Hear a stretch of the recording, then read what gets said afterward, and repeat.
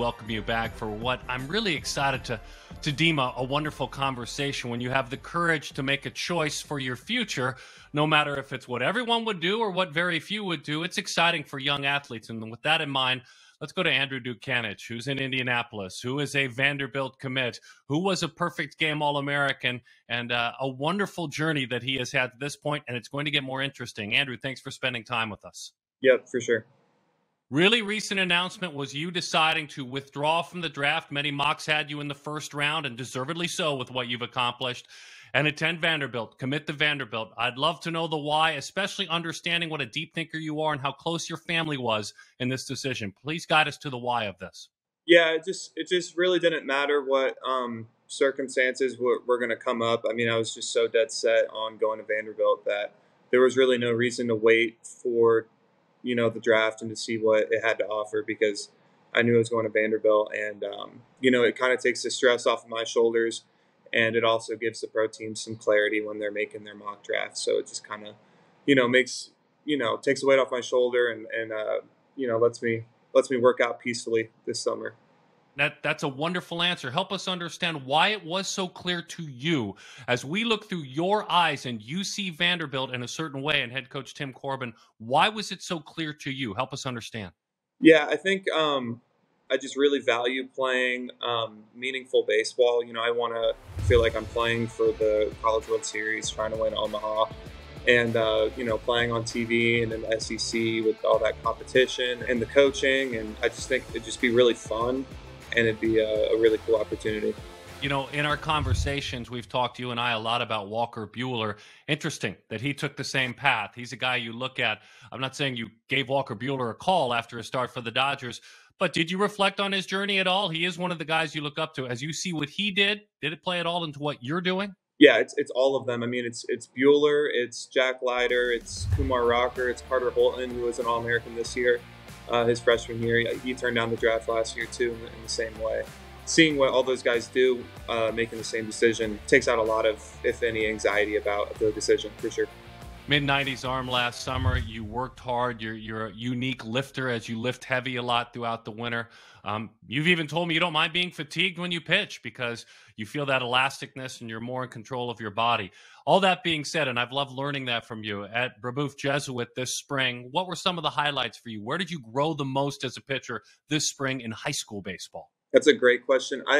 The first outing was really, really good, and so was the second. And then, I just kind of battled a sickness for a while that nobody really knew about. And then I think I had 2 starts during that time. Those were really hard. And I also had some nagging, small injuries that I kind of had to play through, especially during the playoffs. So, nothing too bad, but I definitely learned how to push myself and play through adversity and still put myself out there for the team and perform when there's, things going on behind the scenes that people don't know about.